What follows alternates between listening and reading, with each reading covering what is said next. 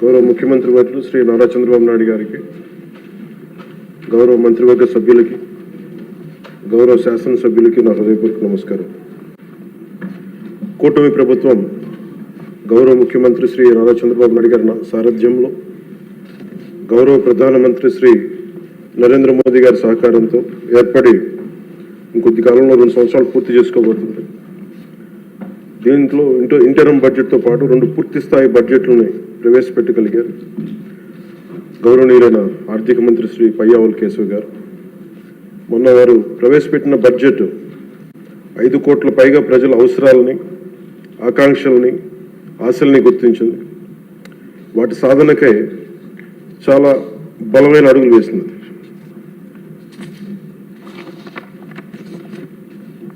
Particular ఇది మనకున్న ఆర్థిక పరిస్థితులు కానీ, 2014 రాష్ట్ర విభజన జరిగినప్పటి నుంచి కానీ, 2019 నుంచి 24 వరకు ఒక అరాచకమైన అనిశ్చితితో కూడిన ప్రభుత్వం కానీ, ఈ కేయాటిక్ ఇలాంటి గందరగోళం మధ్యలో, ఇంత అవకతవకల మధ్యలో కూడా చాలా 3,32,205 కోట్లతో బడ్జెట్ చాలా చాలా ఉన్న పరిమితమైన వనరుల్ని,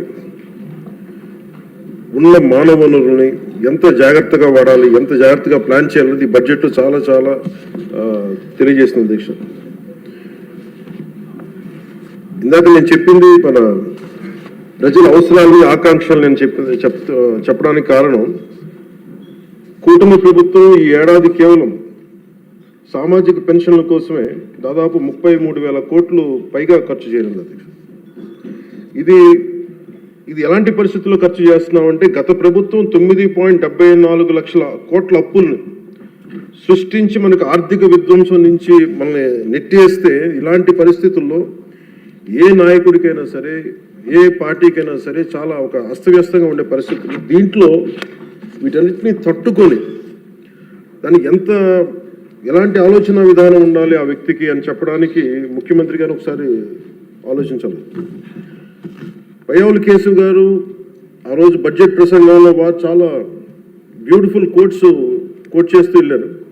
దాంట్లో ఒకటి రవీంద్రనాథ్ ఠాగూర్ గారు చెప్పింది, తాను నాటిన చెట్ల నీడలో తాను ఎప్పటికీ కూర్చోలేనని తెలిసిన భావితరాల కోసం చెట్లు నాటి వ్యక్తి జీవితం యొక్క నిజమైన విలువను అర్థం చేసుకున్నవాడు అన్ని విశ్వకవి రవీంద్రనాథ్ ఠాగూర్ గారి మాటల్ని ఇక్కడ ఆయన ఉటంకించారు అధ్యక్ష.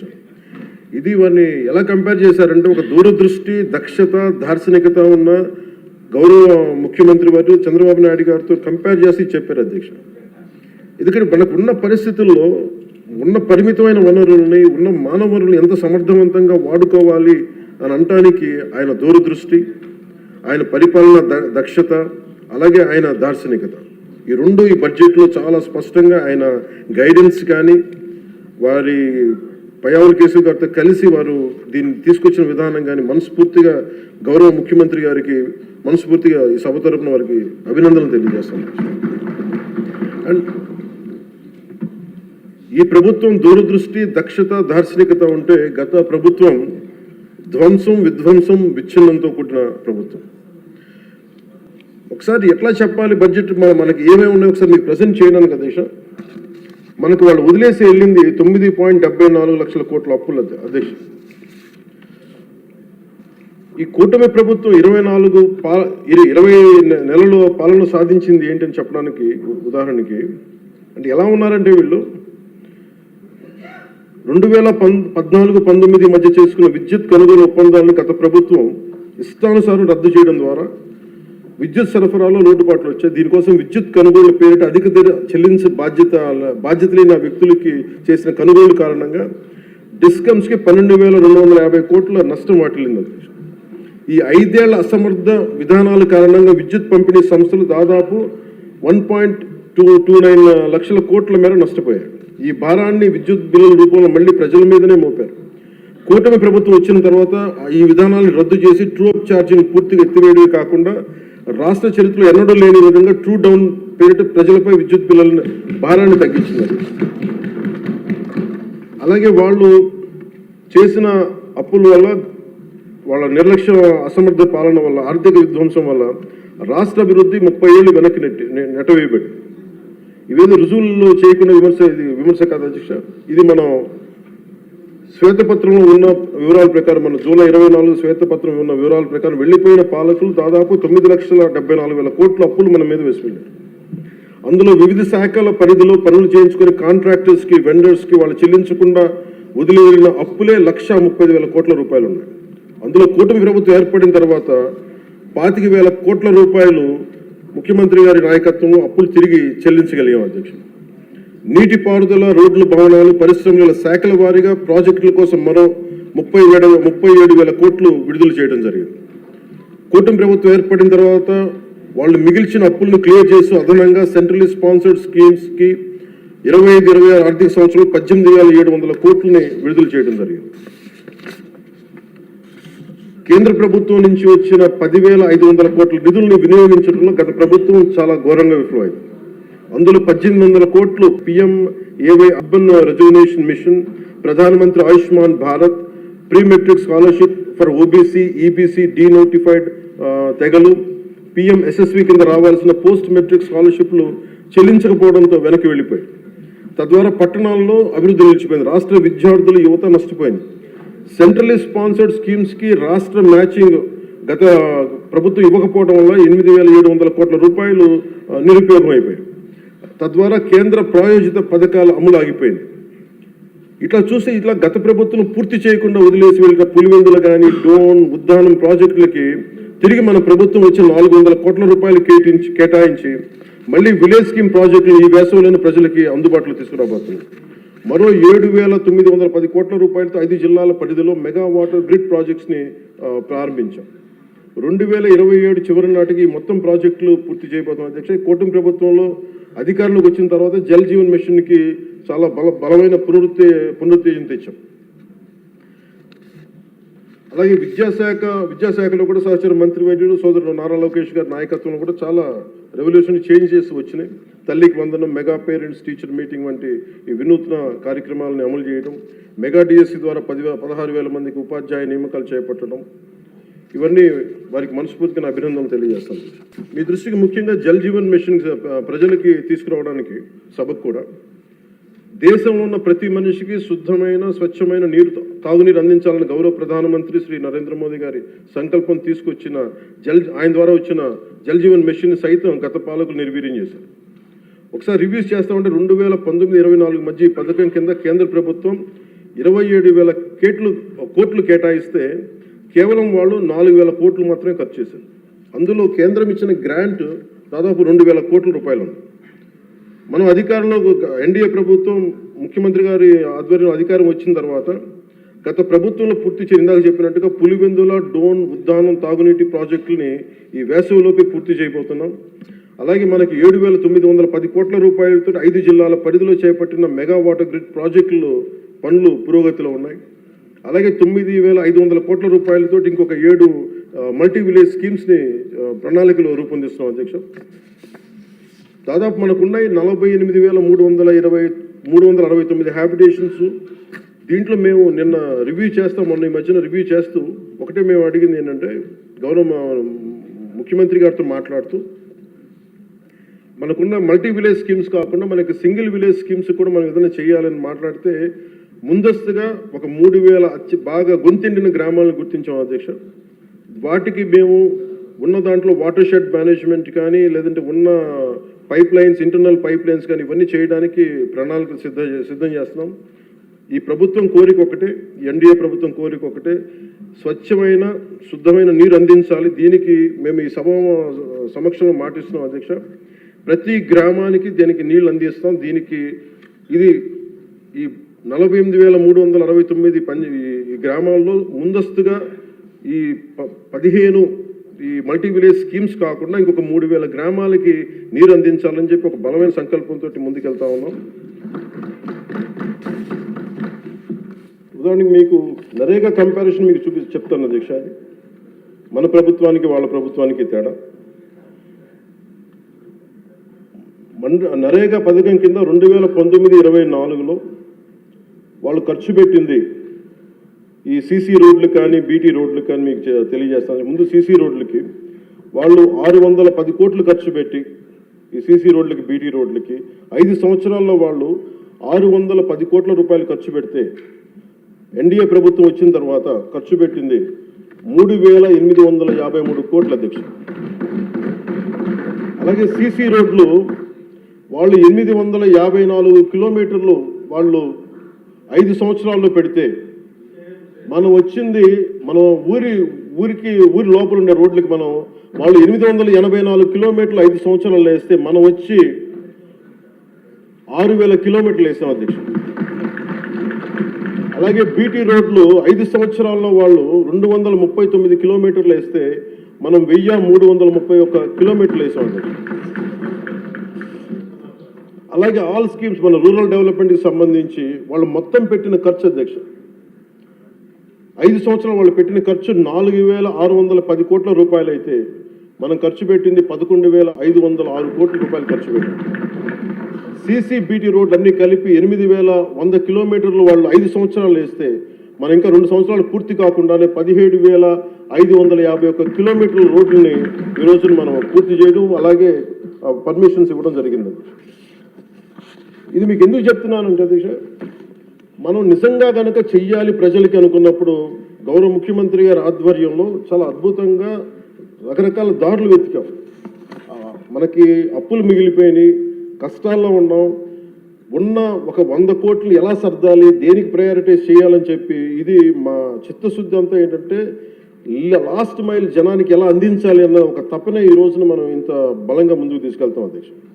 అలాగే గ్రోత్ రేట్ ఆఫ్ ఆంధ్రప్రదేశ్ 2014-19 వచ్చినప్పుడు మనకి విడిపోయినా కానీ 13.50% మనకు ఉన్నప్పుడు, అదే 19-24 వచ్చేటప్పటికి 10.5% పడిపోయింది. కానీ మనకి 9 లక్షల పైచులకు అప్పు ఉండి మనకి పోలవరం లాంటి ప్రాజెక్ట్ని నిర్వీర్యం చేసి అమరావతిని కట్టకపోయినా కానీ స్టిల్ మన ఇన్ని దెబ్బలతో పాటు మన ఎదురు దెబ్బలు తింటూ కూడా గౌరవ ముఖ్యమంత్రి గారి ఆధ్వర్యంలో నాయకత్వంలో రాష్ట్ర ప్రభుత్వం 24-25 సంవత్సరానికి కానీ 11.75 ఆర్థిక అభివృద్ధిని చూపించిందంటే ఇది ఎంత బలమైన దార్శనికతతో కూడిన ఈ లీడర్షిప్ ఉందో మనకు తెలియజేస్తా ఉన్నది. సో మనస్ఫూర్తిగా ఇది నేను గౌరవ ముఖ్యమంత్రి గారికి ధన్యవాదాలు తెలియజేసుకున్నాను. అలాగే క్యాపిటల్ ఇన్వెస్ట్మెంట్ ఇన్ఫ్రాస్ట్రక్చర్ డెవలప్మెంట్కి 2019-24కి వాళ్ళకి 16,000 కోట్లు వస్తాయి. ఈ ప్రభుత్వం రాగానే 24-25కి 32,712 కోట్ల రూపాయలు ఇన్ఫ్రాస్ట్రక్చర్ డెవలప్మెంట్ కానీ క్యాపిటల్ ఇన్వెస్ట్మెంట్ కానీ పెట్టింది. అలాగే 25-26కి 53,915 కోట్ల రూపాయలు ఇవ్వడం మనకి కేటాయించడం జరిగింది. ఇది చాలా బలమైన మనకి ఆశయాలను ముందుకు తీసుకెళ్తా ఉంది అధ్యక్ష. దీనికి మేము కోరుకుంటుంది కూడా ఈ అలయన్స్ చాలా బలంగా ఉండాలి అనేది నా ప్రజల సభ్యులందరికీ కూడా నేను నా ఆకాంక్షని, నా ఆశయాన్ని తెలియజేస్తాను. నేను ఎందుకు ఇంత తపన పడ్డాను, రాష్ట్ర విభజన జరిగినప్పటి నుంచి ఆంధ్ర రాష్ట్రం వెనుకబాటు పడిపోయింది, దీనికి ఎవరు ముందుకు తీసుకెళ్ళలేము అనుకున్న దాంట్లో నేను ఏమీ ఆశించకుండా 2014లో మన అలయన్స్ కోసం నేను కష్టపడ్డాను. అలాగే 19లో కూడా ఉండాలని కోరుకున్నాం, అది పరిస్థితుల్లో కుదరలేదు. కానీ 24కి వచ్చేటప్పటికి నేను పార్టీ పరంగా అన్ని తగ్గి అన్ని రకాలుగా ఎందుకు పెట్టానంటే ఇది నేను పార్టీగా గెలవడం కంటే కూడా నేను ఇండివిజువల్గా సాధించడం కంటే కూడా నేను కోరుకుంది 5 కోట్ల మంది ప్రజల ఆకాంక్షల్ని, ఆశయాల్ని ముందుకు తీసుకెళ్లాలని నా తపన. ఇది ఎట్టి పరిస్థితుల్లో కూడా నేను కోరుకుంటుంది. ఇప్పుడిప్పుడే మనం చిన్నపాటి ఒక 1 పాయింట్ అభివృద్ధి చూసాం మనం ఇప్పటికీ. ఇది ముందుకెళ్ళాలి, ఇంకా మన ఆకాంక్షలు, ఆశయాలు ముందుకు తీసుకెళ్ళాలి అంటే ఇది మనలో ఉన్న ఏమన్నా సరే చిన్న సవరణలు ఏదైనా చేసుకుంటే అందరం ముందుకెళ్ళాలి. ఈ ప్రభుత్వానికి, ముఖ్యమంత్రి గారికి బలంగా నిలబడాలని మనస్ఫూర్తిగా కోరుకున్నాను అధ్యక్ష. అలాగే మీ దృష్టికి ఒక కీలకమైన విషయం తీసుకురావాలి అధ్యక్ష. మన దేశంలో 140 కోట్ల ప్రజల భవిష్యత్తు నిర్ణయించే విధంగా భారత రాజ్యాంగాన్ని అమలు చేయడానికి, మరి ప్రజాస్వామ్యాన్ని పరిరక్షించడానికి రాజ్యాంగ నిర్మాతలు 3 ప్రధాన వ్యవస్థలను ఏర్పాటు చేశారు. వన్ ఇస్ శాసనసభ వ్యవస్థ, లెజిస్లేటివ్, ఎగ్జిక్యూటివ్ అండ్ జ్యుడిషియరీ. ఈ 3 వ్యవస్థలు పరస్పర సమన్వయంతో ఎలాంటి ఆటంకాలు లేకుండా సమర్థవంతంగా పనిచేసినప్పుడే ప్రజాస్వామ్యం బలంగా నిలబడుతుంది. వీటిలో ఏ ఒక్క వ్యవస్థలోనైనా లోపాలు ఏర్పడితే ప్రజాస్వామ్య వ్యవస్థపై ప్రభావం చూపడం కాకుండా ప్రజలకి న్యాయం మరియు సేవలు చేయడంలో ఇబ్బందులు పెడతాం. ఇది ఎందుకు ప్రస్తావించానంటే అధ్యక్ష, ఈ మధ్య నేను మన గవర్నర్ గారిని కలవడం జరిగింది, అబ్దుల్ నజీర్ గారిని. జరుగుతున్నప్పుడు ఆయన నా దృష్టికి తీసుకొచ్చింది, ఈ national grid judicial data grid ప్రకారం దాదాపు 1,11,59,767 సివిల్ కేసులు, మరి 3,80,60,784 క్రిమినల్ కేసులు ప్రస్తుతం దేశవ్యాప్తంగా పెండింగ్లో ఉన్నాయి. ఇన్ని జరుగుతూ ఉంటే మీరు యాజ్ ఒక పొలిటికల్ మీరు లెజిస్లేటివ్ పవర్ ఉన్న మీరు ఏదైనా మీరు కూర్చోబెట్టి ఒకసారి మీ సభ్యుల దృష్టికి తీసుకెళ్ళి దీన్ని ఎలా తగ్గించగలం, ఈ లిటిగేషన్ ఎలా తగ్గించగలం మీరు కూర్చోబెట్టి ఒకసారి ఎలా ఫెసిలిటేట్ చేయగలరు ఒకసారి మీ సభ దృష్టిలో మీరు మాట్లాడడం చెప్తే నేను ఇది నాకు నిజం చాలా వాస్తవం అనిపించింది.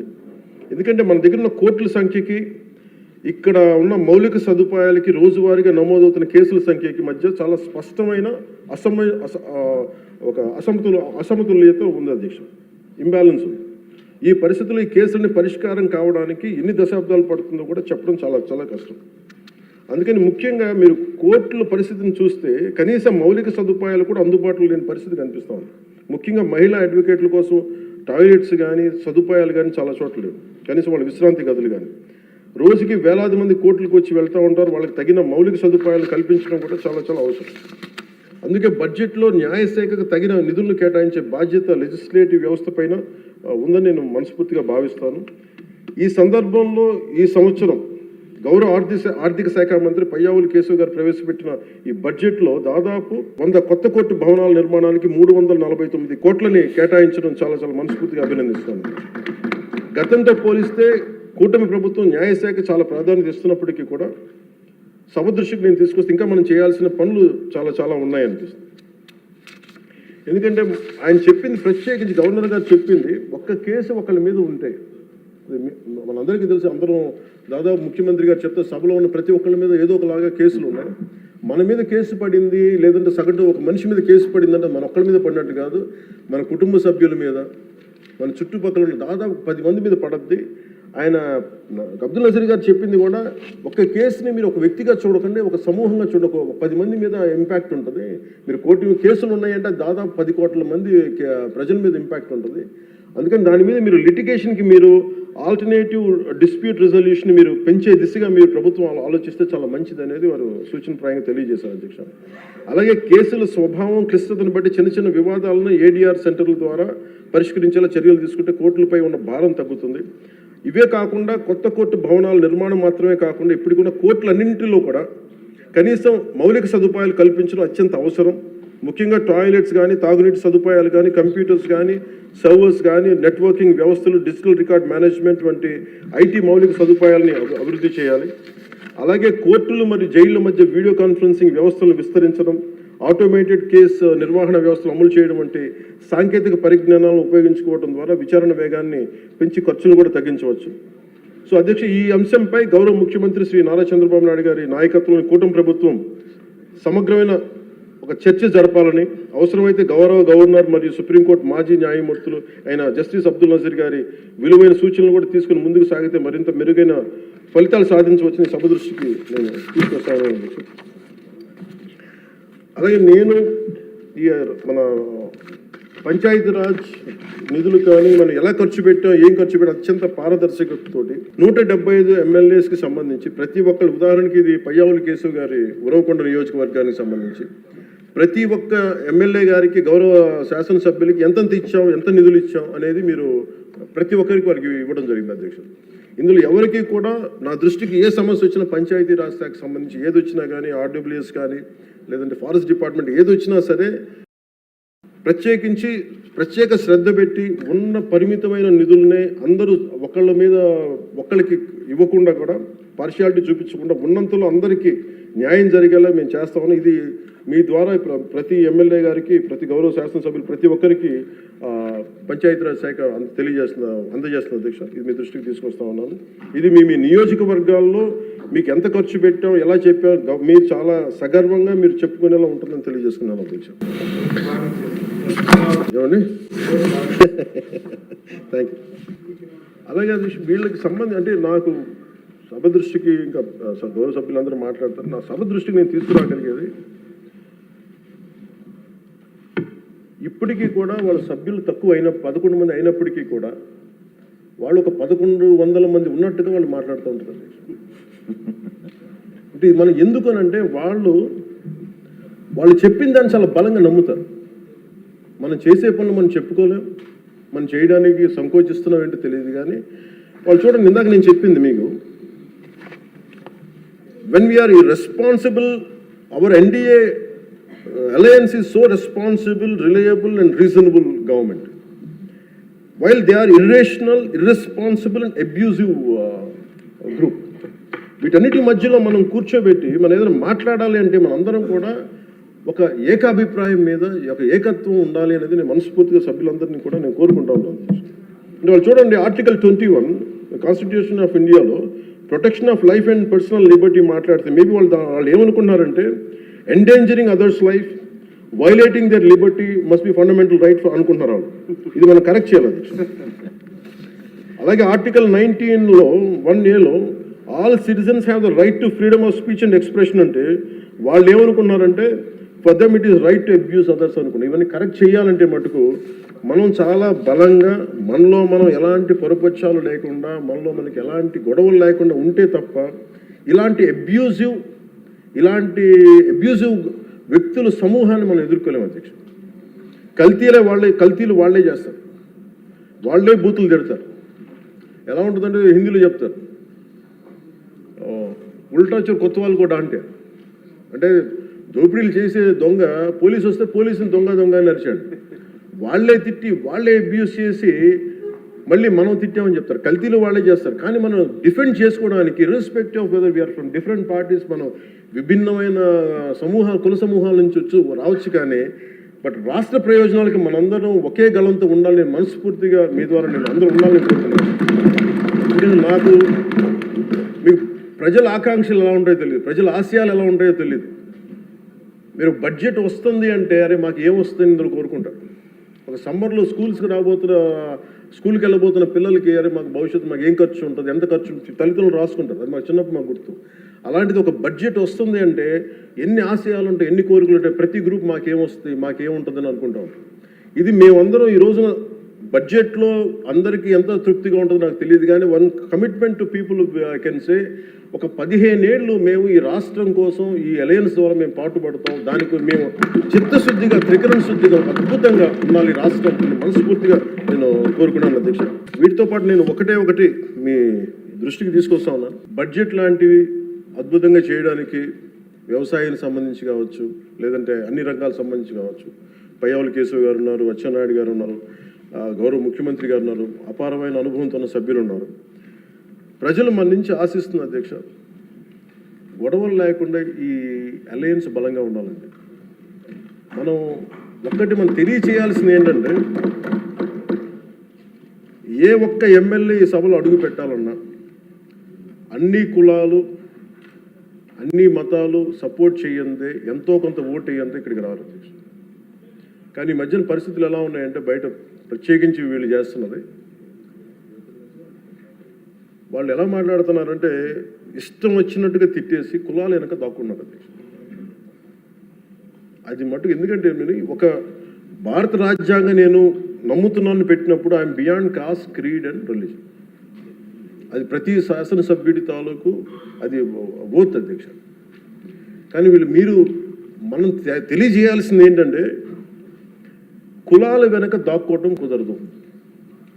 మీరు ఇష్టానికి తిట్టేసి ఇష్టానికి వచ్చి ఏదైనా తిరిగి అంటే మేము కులాల వెనక దాక్కుంటామంటే ఇలాంటి ధోరణి కనుక మనకుంటే ఆంధ్రప్రదేశ్ ప్రజానికం నష్టపోతుంది.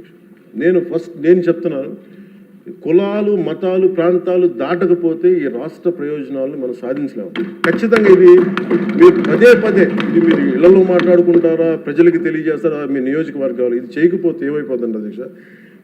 ఇందాక వారి గురించి చెప్పాను, వాళ్ళు విచ్ఛిన్నం చేయడానికి సిద్ధంగా ఉన్నారు. ఇప్పుడు మన ఐక్యత ఉండాలి అని సమాజం కోరుకుంటే వాళ్ళు విచ్ఛిన్నం చేయడానికి సిద్ధంగా. దీన్ని రిపీటెడ్గా కనుక మనం ప్రజల్లోకి తీసుకెళ్ళకపోతే మటుకు మనం ఎన్ని గొప్ప బడ్జెట్లు పెట్టి ఎంత సదాశయాలతో ఉన్నా కానీ quality of thought, quality of behaviour కనుక మనకు లేకపోతే ఇంత బడ్జెట్లు కూడా, ఇంత ఆశయాలతో ఉన్న బడ్జెట్లు కూడా నిష్ప్రయోజనం అయిపోతాయి. ఆ జాగ్రత్త మనం అందరం తీసుకోవాలి అధ్యక్ష. ఈరోజు మనం బడ్జెట్ గొప్పగా ఉంది అని ముందుకు తీసుకెళ్తున్నాం, కానీ మన బాధ్యత కూడా మనం నిర్వర్తించాలనేది నేను మనస్ఫూర్తిగా సభని కోరుకుంటూ, గౌరవ ముఖ్యమంత్రి గారికి అవకాశం ఇచ్చిన మీకు, గౌరవ శాసనసభ్యులందరికీ, మంత్రివర్గానికి అందరికీ ధన్యవాదాలు తెలియజేసుకుంటూ, పర్యాటక రంగాన్ని ప్రత్యేకించి దుర్గేష్ గారి ఆధ్వర్యంలో 20,000 కోట్లు పెట్టుబడులు ఆకర్షించాం. తద్వారా 50,000 మందికి ప్రత్యక్షంగా పరోక్షంగా ఉపాధి అవకాశాలు లభించనున్నాయి.